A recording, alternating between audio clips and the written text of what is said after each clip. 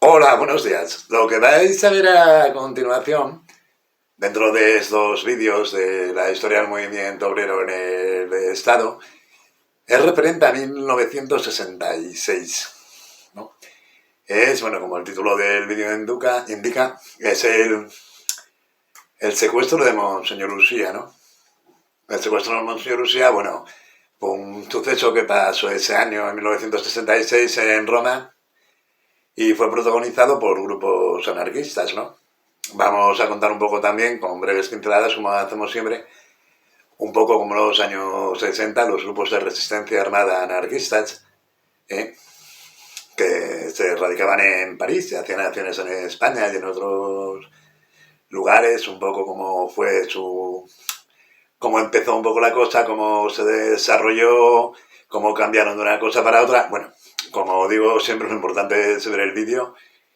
Y lo demás nada. Ya veis que este vídeo es un poco saltado de los 1902. El 1902 lo haremos luego, pero bueno, es un poco de ir poniendo cosas, ir haciendo todo esto un poco más ameno.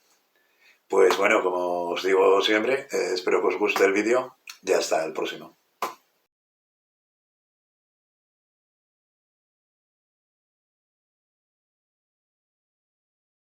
En 1960 el movimiento libertario español decide, tras una reunión, crear una organización para dinamizar la acción armada. La acción armada estaba muy paralizada desde que se habían acabado los maquis y la resistencia, digamos, armada del PC, ¿no? Y la resistencia anarquista, que desde que había muerto Kiko Sabaté, estaba, vamos, deshecha en España, ¿no? No había, dentro del Estado español no había resistencia antifranquista. Y entonces el movimiento libertario español desde París crea lo que se llamó defensa interior, ¿no? El movimiento libertario español lo conformaban la CNT, la FAI y las Juventudes Libertarias, ¿no? Empezaron a funcionar, el defensa interior como grupo armado empezó a funcionar en el año 62 y empezó a hacer, digamos, acciones armadas, ¿no? Lo que fueron pues bombas contra ciertos bancos, como el Banco Popular Español, contra el Instituto Nacional de Previsión, también contra una residencia de Falange, bombas en los ayuntamientos, en las sedes de los periódicos, digamos, más vinculados con el franquismo, como podía ser Ya o podía ser Pueblo, ¿no? O el ABC e incluso La Vanguardia en Cataluña, ¿no? Llegaron a hacer atentados en Roma, en las oficinas de Iberia, ¿no? Y sabotearon varios aviones de Iberia y de Aviaco. El 16 de abril de ese año, del 63, estallaron bombas en las oficinas de Iberia, así como en el barco Ciudad Ibiza, que llegaba al puerto de Barcelona. Todo esto sucedió en Valencia, ¿no? Estaba habiendo muchas acciones, ¿no? En julio se puso una bomba en las oficinas de los pasaportes de la Dirección General de Seguridad, ¿no? En la oficina de los pasaportes, donde hubo bastantes heridos. Una de las cosas que tenía el defensa interior era no causar víctimas civiles, ¿no? En aquel atentado sí hubo víctimas civiles, aunque no murió nadie, pero hubo 3 heridos graves, ¿no? Eso llevó a que Defensa Interior recapacitara y intentara hacer un atentado más grande, ¿no? Y envió a dos militantes de Defensa Interior, a Francisco Granados y a Joaquín Delgado Martínez, los envió, estaban en Francia y los envió a Madrid para preparar un atentado contra Franco, ¿no? La idea era matar a Franco, ¿no? Claro, el problema fue de que según llegaron, los tenían fichados la policía, ¿no? Como miembros de Defensa Interior. Y según llegaron los detuvieron, ¿no? Los acusaron del atentado contra la oficina de pasaportes de la Dirección General de Seguridad, ¿no? Y fueron condenados a garrote vil. Fueron ejecutados a los 19 días de producirse el atentado, ¿no? Hay anécdotas de que mucho tiempo después, pues una de los heridos graves, unos años después, dijo de que era una injusticia que habían ajusticiado a 2 personas que no tenían nada que ver con el atentado. Es más, cuando fue el atentado en la Dirección General de Seguridad, en la oficina de pasaportes, estos hombres, Granados y Delgado Martínez, se encontraban en Francia, ¿no?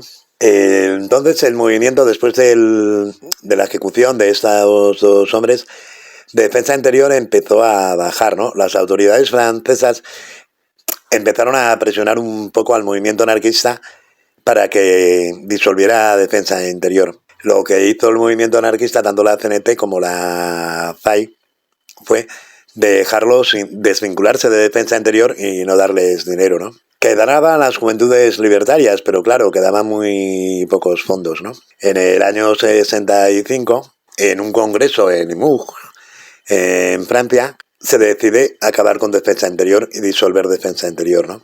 Cosa que no gustó a las Juventudes Libertarias y creó la separación de las Juventudes Libertarias de la CNT y de la FAI.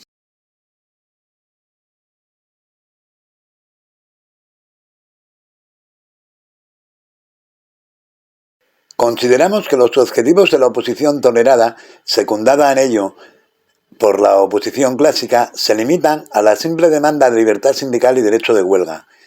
Estos objetivos deben ser aumentados con una exigencia más general, más concreta, más urgente y más positiva: la libertad para todos los prisioneros políticos. Se trata de sensibilizar al máximo en esta primera fase a la opinión pública sobre la situación de los prisioneros y de los presos. Esta campaña servirá indiscutiblemente para estimular y desarrollar después todas las otras formas de lucha contra los fascismos de España y Portugal. Esto que acabáis de escuchar sale en una circular de las Juventudes Libertarias en junio de 1965. Una circular de la Comisión de Relaciones de la Federación de Juventudes Libertarias, que explican lo que va a ser el Grupo Primero de Mayo. El Grupo Primero de Mayo nace como estamos diciendo, de las Juventudes Libertarias. Es la consecuencia directa del abandono por parte de la CNT y de la FAI de lo que hemos visto hasta ahora, ¿no? Del abandono del grupo de Defensa Interior que tenían hecho y la renuncia un poco a la lucha armada, ¿no? Las Juventudes Libertarias, que están ilegalizadas en Francia, no tienen ninguna parte de presión, es una organización ilegal y deciden continuar.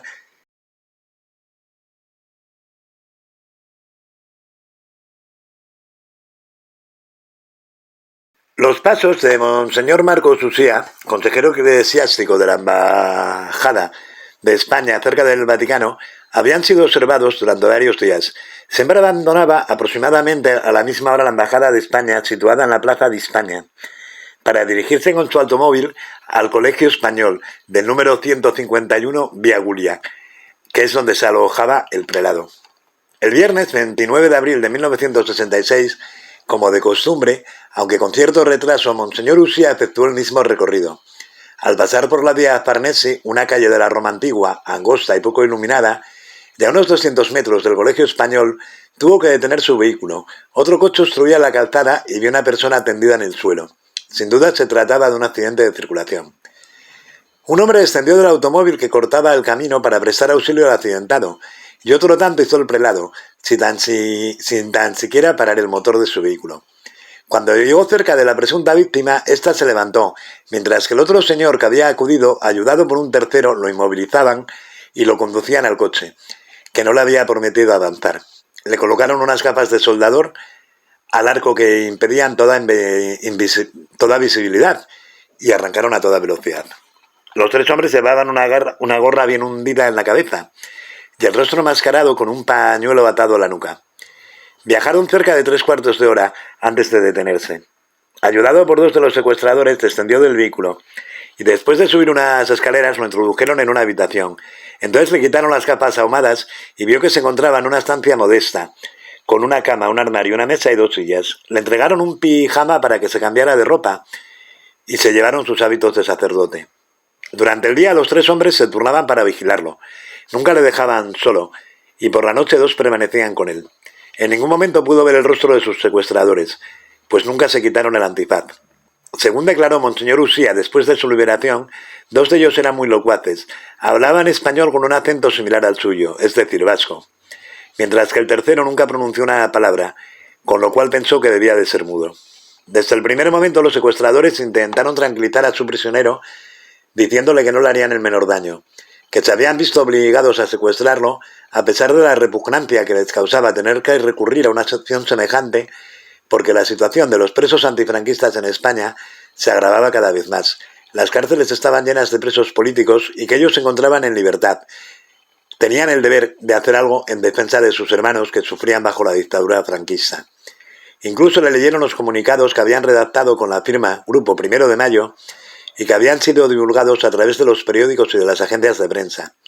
Le permitieron escribir a su hermana para tranquilizarla y le aconsejaron que también se dirigiera al embajador Antonio Garrigues para informarlo sobre las razones de su secuestro y las condiciones para su liberación. El mismo día 29, a eso de las 10 de la noche, los carabineros eran advertidos de que un Peugeot con una matrícula se encontraba estacionado a la vía de Farnesi con el motor en marcha, los faros encendidos y la portezuela abierta, bloqueando el tránsito. El coche del prelado fue inmediatamente identificado y enseguida se iniciaron las investigaciones sobre su desaparición. Monseñor Ucía, desde su refugio, escribió 2 cartas a sus familiares y otras 2 bajo dictado al embajador. Según confesó después de su liberación, las palabras tranquilizadoras de sus carceleros no lo habían convencido y estaba seguro de que no volvería a ver la luz del sol, ya que las condiciones exigidas por los antifranquistas eran inaceptables. La pretensión de que el Papa interviniera cerca de Franco para lograr la liberación de los presos era pueril, y más absurda era la pretensión de que Franco cediera sus exigencias mediante aquel secuestro. El sábado 30 de abril, la prensa vespertina italiana anunciaba la desaparición misteriosa del consejero eclesiástico de la Embajada de España en Roma. Y al día siguiente la noticia figuraba en primera plana de todos los periódicos al confirmarse que había sido secuestrado por un comando anarquista español, que exigía a cambio la libertad de todos los presos políticos de España.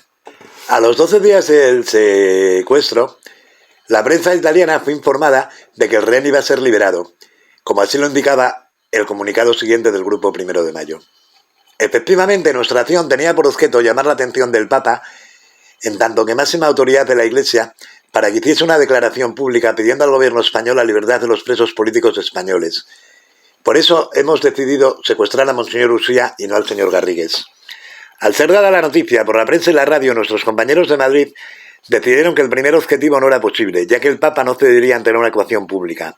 A partir de ese momento ya nos quedaba otra solución que la de denunciar la dramática situación de los antifascistas españoles presos en las cárceles de la dictadura franquista, presentando al Papa y a la Iglesia un problema de conciencia en el mismo momento en que la represión franquista se bate brutalmente contra los obreros y estudiantes católicos y también contra los sacerdotes.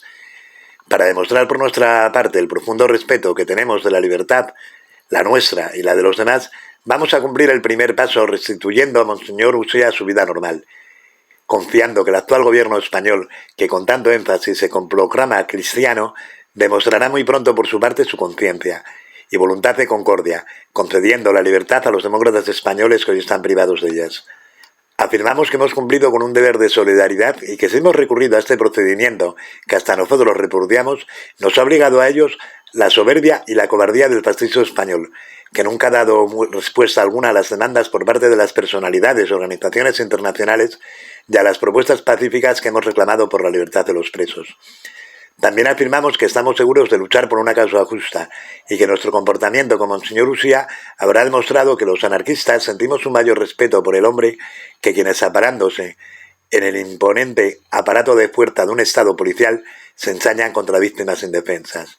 Y para dar prueba que desde el primer momento hemos dicho la verdad tal y como lo hemos declarado públicamente y prometido, a Monseñor Ucía anunciamos que el miércoles será puesto en libertad.